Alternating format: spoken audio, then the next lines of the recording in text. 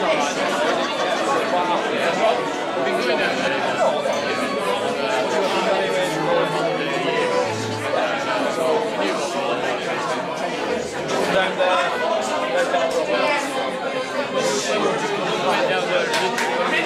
you again, attention, please. Come on, you noisy shower. I'll have you going out in single file in a second. Right, as you probably know, we've had Pete and Les have come over from Canada especially for this too, and Les Andrew that is, has offered, we're going to have a raffle, and there's plenty of very surprise prizes, but the first prize is going to be, Les is going to do a sketch of the winner. I'm going to draw that pretty early on, because his comments to me was, the sketch will not be that good once I've had a few glasses of wine. A couple of prints over from Canada, for which we thank him, but he was very much wanting to do this because his brother-in-law recently has been in Dr. Kershaw's, and he was very full of admiration for the care that they receive. So of course anything from this will go along with anything money we've got left to. Okay, thank you very much indeed. Right, Sam.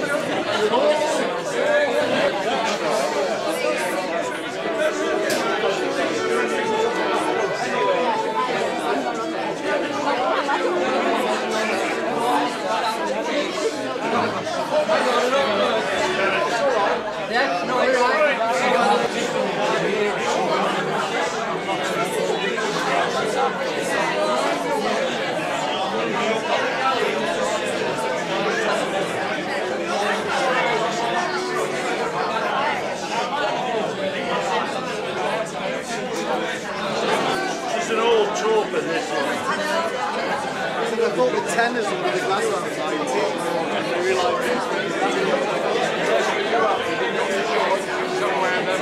okay, alright. Very happy to lose. Thank you very much.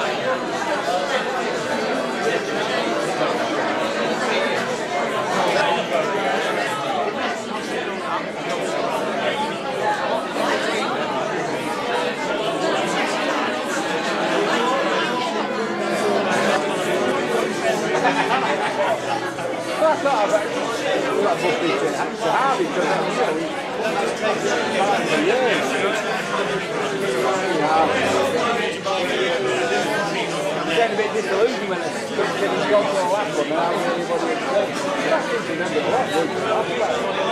I must have been out to touch the field. I mean,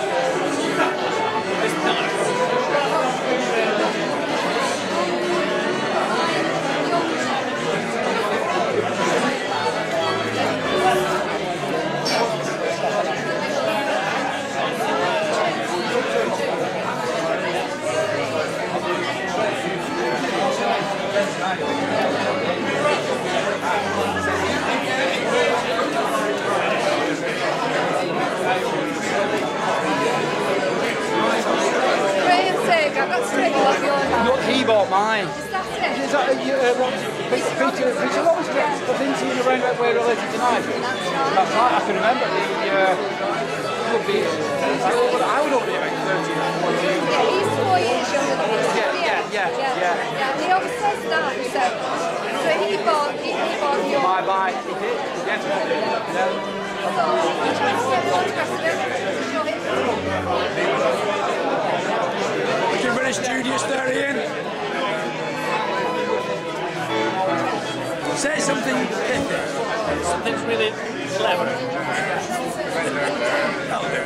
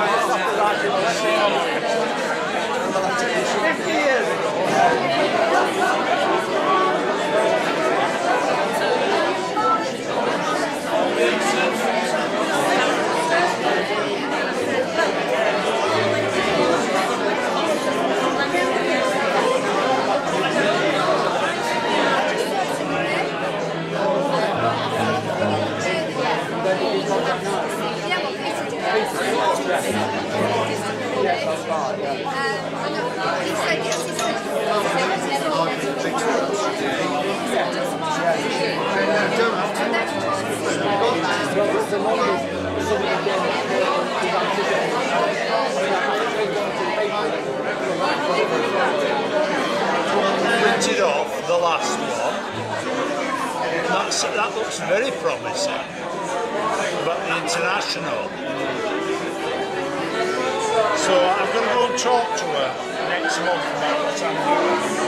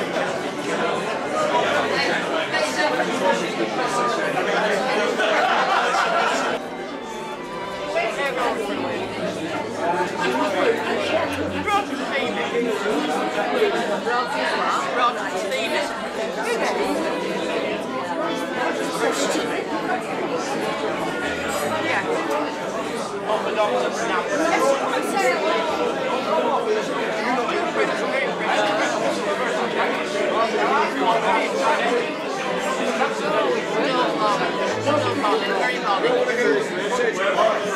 We're trying to get in before the circle really wanted to come, but he's almost profoundly deaf, and he said it would really have frustrated him. He said this through Bridget, to come here and not being able to talk to us and listen to what was going on, and he'd rather not come, and I thought that was quite sad.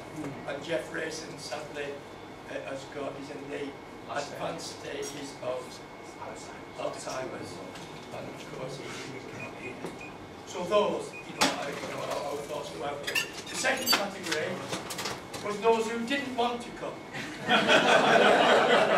Now, there's a category of one, and he told me to piss off. Got my respect. I shan't embarrass him by giving you his name, but Nigel knows, and he can never keep his gob shut. If you want to know, ask him. I'll give him a clue, Keith. You used to have it as pudding at school and it was bloody awful. And it weren't Sega because he's here. It weren't Settling.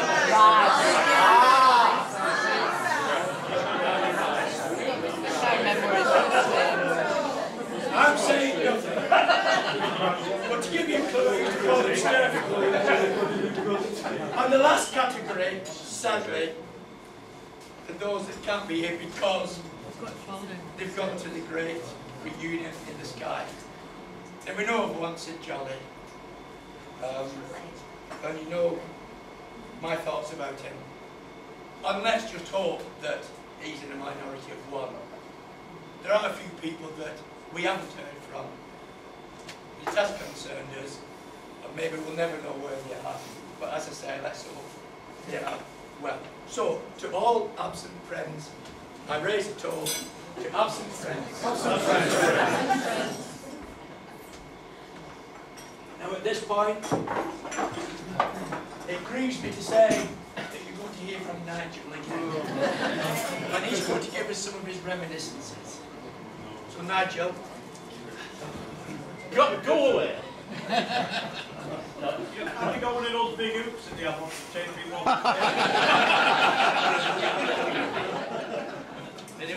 You've not altered one iota.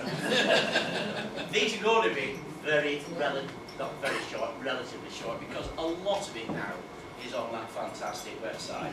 And this is my opportunity to, because he'll be too embarrassed to say it in public, but I mean, that website is something different. Let's have a round of applause.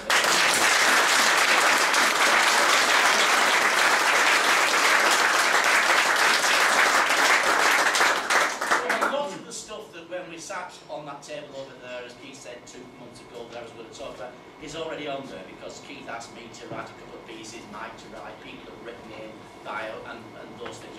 Just a few. There are some rethinks here because I know there are a few people here who are computer-less, and therefore for them I've done a couple of repeats.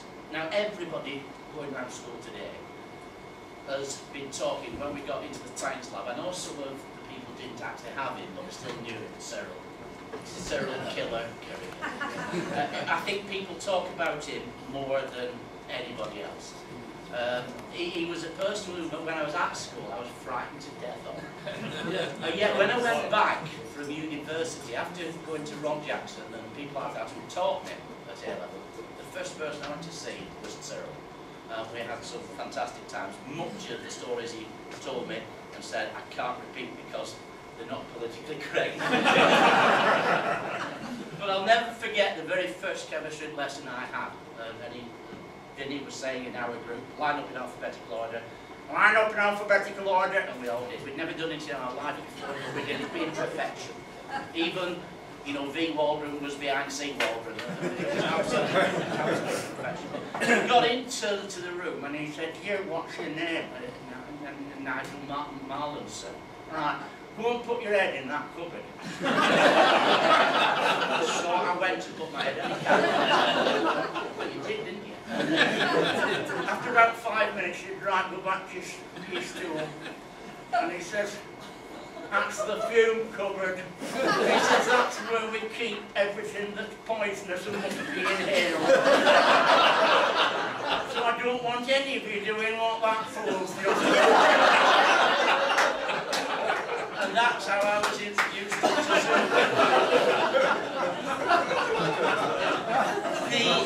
the other story, well, there's many, the other story was when we got an HMI in.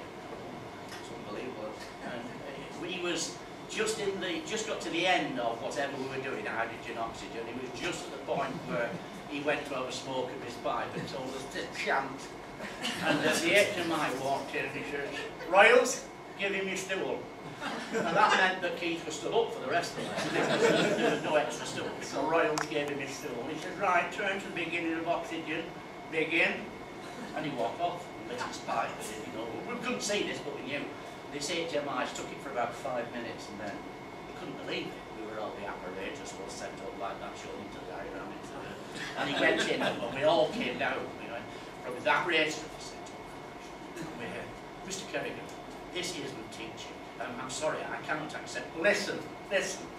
When I came to this school, the head teacher, that's Charlie Brown, you'll meet him later, he said he wanted results. He didn't say anything about fancy teaching. So I get results. I've never had a failure. To give any argument, go and see Charlie. And we just got to the end and he went, "Again." That's the last we saw of the HMI. One of my friends is Chris Hamilton, who's the chairman of Oldham Rugby League, and he's done a lot of charity walks and cycle rides and everything for breast cancer. And I go along with him in the car. He's doing it all, and I sit in the car and make sure he gets his food and stuff like that. But when he gets depressed, obviously he gets blisters and all this. And it's amazing. He'll always say when he's really down in the dumps, he'll say, "Give me the 642." Now that leaves a few blanks. But Cyril, very early on, told us that the most difficult equation you'll ever get is changing a ferrous oxide into a ferric oxide. And it goes, now this is 44 years ago. 6FeSO4 plus 3H2SO4 plus 2HNO3 plus 3Fe2SO4 3 times is 2NO plus 4H2O.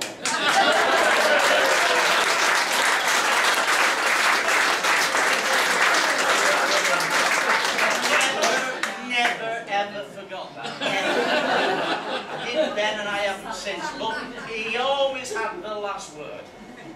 Because on our final day, he says, "You know what 642? Yeah, he said, "You know what it is?" We had no mistake. It's rust.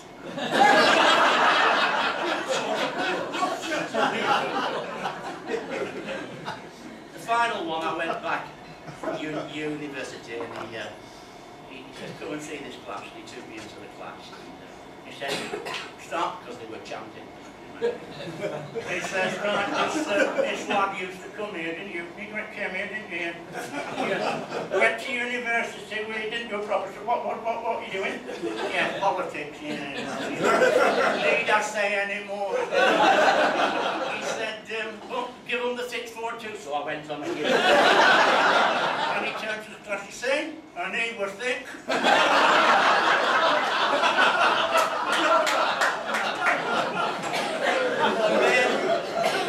There was Ron Armitage, lovely old Ron. Graham Sager describes him wonderfully on the website where he talks about him rattling down the corridor with the buckles on his sandals. He always wore it. Even if it was full of snow, he had sandals. And the stories of Ron are absolutely... The one person who had Ron under her little finger was Denise.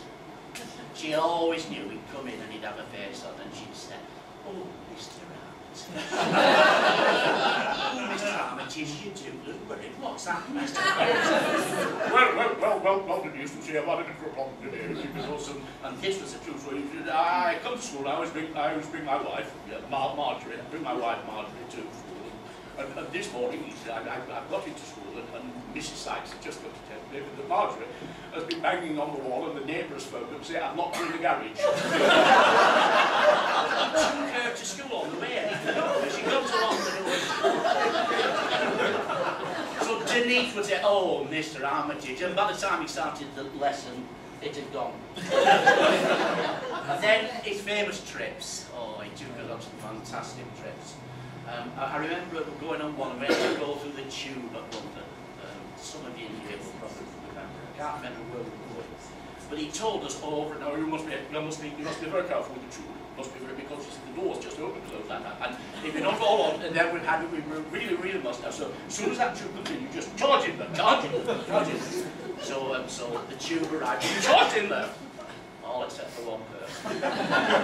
All was left there. Everybody else had charged in. He was so sure that everybody else, so we left him. And we went to our stop and we had to wait for the next tube to arrive. And then the last one, which I can't not tell you, is the first cafeteria I ever went into. It was on a station, Houston I think, and we had to line up with trays and plates. And in those days, it was a rare, you know, it's a job just coming in. And Ron and Marjorie were ahead of me. He said, I think I'll have a meat and potato pie, Marjorie. Ron, you don't like meat and potato pie. Marjorie, I'll have a meat and potato pie. I know what I like. But Ron, you don't like Marjorie, you don't like it. Yeah. So he got his meat and potato pie and he went and sat at the table and I was sat and he started eating meat and potato. Marjorie, you don't like meat and potato pie.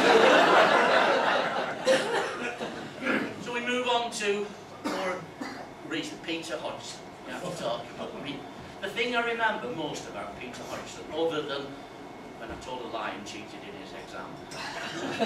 I got 42, and he announced I got 82, and he gave the papers out, and I counted up, I got 42, and I didn't tell him.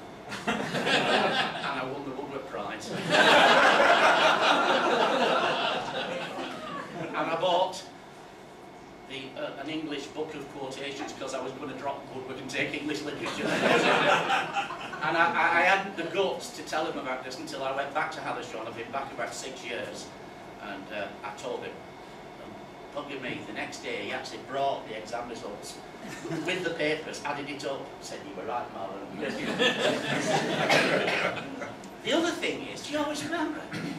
All through our lessons, we're passing his house all over do you remember that staircase? I mean, we need a massive staircase, and he were in our room there, and he was working on this staircase, and we were fantastic with those calm magazines where we had to find the highest price, and we used to have those while Pete did the staircase. And then there's Ken Bowden. Ken came later, some of you might not remember Ken, and I always regret that some people thought, we called him Plank. That was a nasty name, it wasn't. We were just showing our intelligence. It was not because we thought Ken was fake, right? No, it wasn't that. It was because, of course, the German, the Bowden, and in German, Bowden is plank, floor. And that's how we gave his name. We're sticking to that story. We're sticking to that story. Which leads me, of course, on to German. Peter Halliwell, yeah. I mean, we didn't have Peter Halliwell until really late on. And Ron Armitage, don't put your slave in mom, take out your slave in mom. We went through Anna Gladys Block for that. I can still say, dirty das, der das, des der des, dem der dem. I don't know what it means, but I can still say it. We went through with Ron, and you know, he slapped me across the head a few times because I hadn't brought out the German book. The fact that it was a history lesson didn't seem to matter. And then we had Taffy Foster, Brian Foster, who, you know, he had trouble understanding his English, but mumbled, like, oh, you were very accent, he mumbled, and so German was a problem. And then we had Peter, and he threw us really the first lesson because we went in, he started talking in German. Nobody had ever done that. What bloody else are you doing? Anyway, we soon got used to it. I didn't get used to it soon enough because I failed it 5 times. Now, Keith Lamb, Sam Lamb. I don't know if you know this, Keith, but there is a person in this room who has been upset by something for quite some time. I'm not going to say any names, but this person, Keith, was punished by you for his English style not being up to standard. He became a head of English. And was always devastated that he'd been criticised for his English by a bloody maths teacher.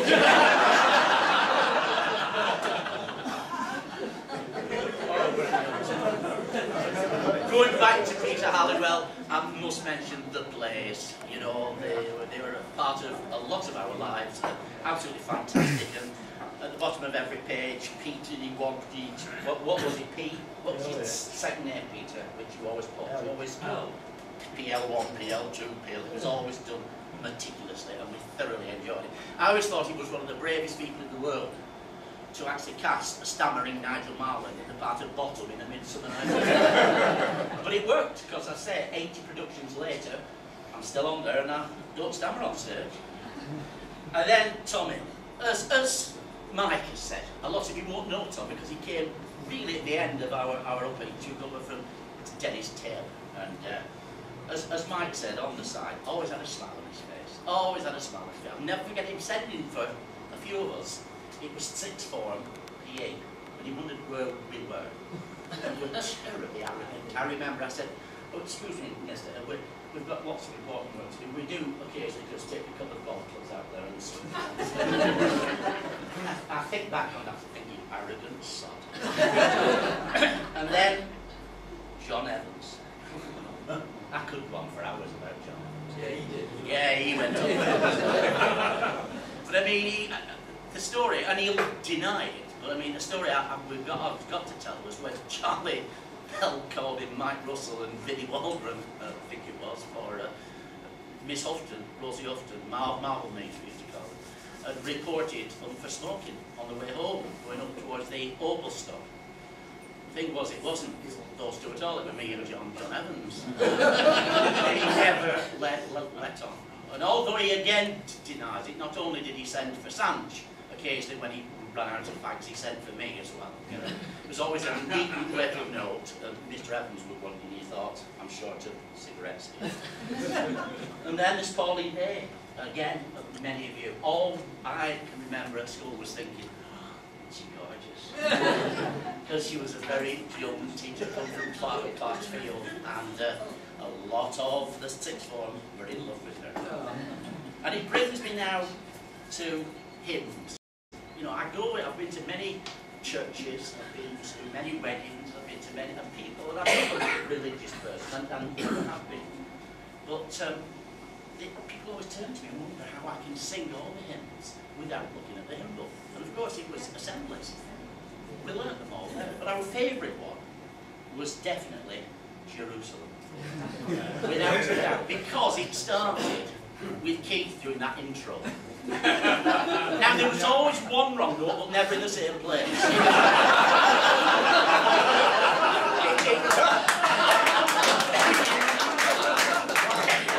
The hymn was fine, but I mean, I don't know anything about music, but I think that intro was quite difficult, and we always used to wait for that. But of course, we loved singing it because, of course,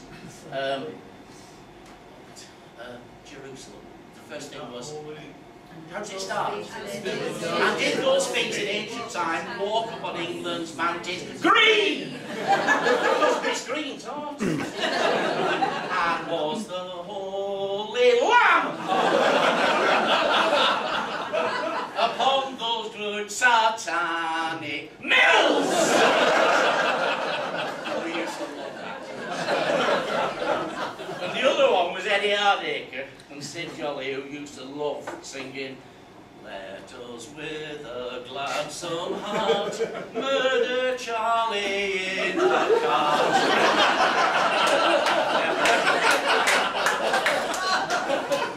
Which brings me to the final thing. I wonder how many of you remember the school hymn. Oh, We'll test you. no.